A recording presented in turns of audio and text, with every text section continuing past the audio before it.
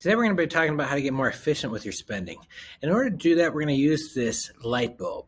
As a metaphor, it's a literal light bulb, but we're also going to be using it as a literal metaphor, which is also metaphorical. You need a little help, amigo. I think the metaphor broke my spleen. The path to knowledge is fraught with consequence. Now, efficiency means to get the most amount of light with the least amount of energy.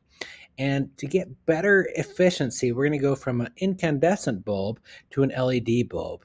Now, LED bulbs are quite a bit more efficient to the point where they only take about 23 watts to get the same amount of energy, or to get the same amount of light.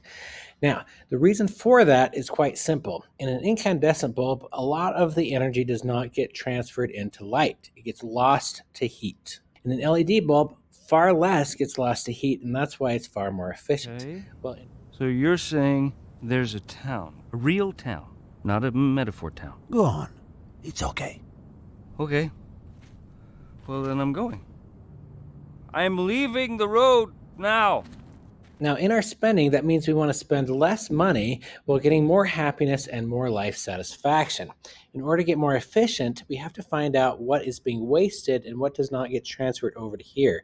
What things are wasteful spending on things that we don't enjoy. Light bulb. So there are three big ways in which we tend to be less efficient, in which our energy does not get transferred into life satisfaction. One of them is we make the mistake that desires equal enjoyment, which I made a video about that. You can go back and take a look at that. I was like, I'm ready to clown. And I did. A Bobo here. And I really underestimated the creepiness. The second one is that status symbols are not a good way to transfer to life satisfaction. We spend a lot of money on those. Behold, Palessi. We built a fake luxury store in Los Angeles and filled it with Payless shoes.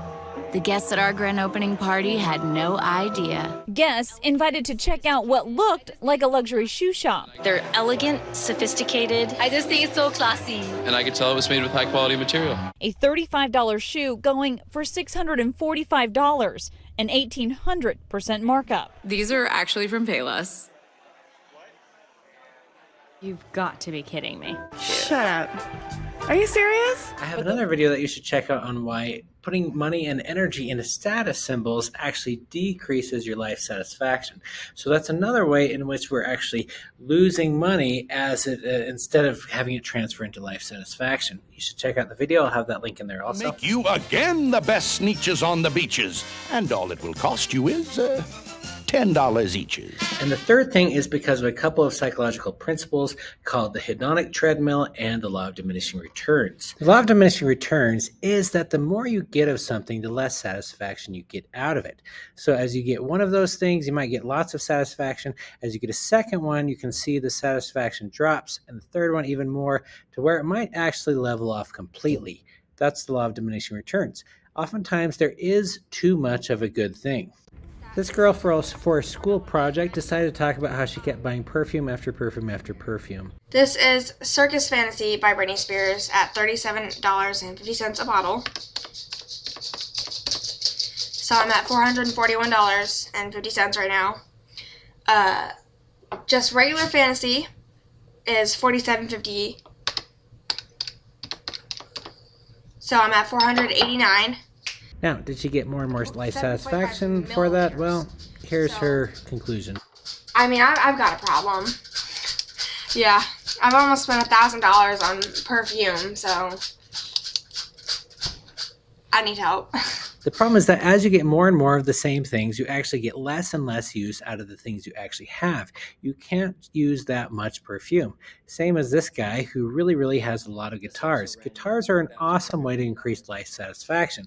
But the more and more you get, the less use you get out of each individual one. About a year later, I decided to get my third guitar. Cost me another $300. 6 months into when I got it, I cracked the neck. I could have gotten it fixed for probably $50 or so, but I decided to buy another guitar. Now this guitar is my baby. This cost me about $1,000. When we are getting caught in these loops, oftentimes what we're paying for is the high that we feel when we're actually buying things. It's not the actual having that we're paying for or the item, but we're paying for the feeling of getting something new. Unfortunately, that high wears off pretty quickly, and we end up spending a lot of money just trying to keep that going.